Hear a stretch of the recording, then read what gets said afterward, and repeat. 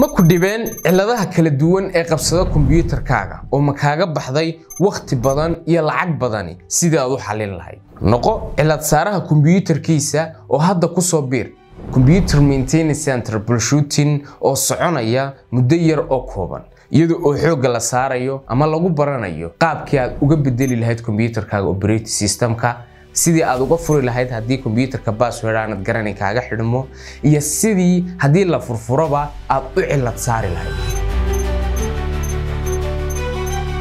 tani waa fursadii aad ku noqon lahayd technician dhameystiran kaasi oo hagaajiyo kombiyuutaradiisa iyo kombiyuutarada dadka kaleba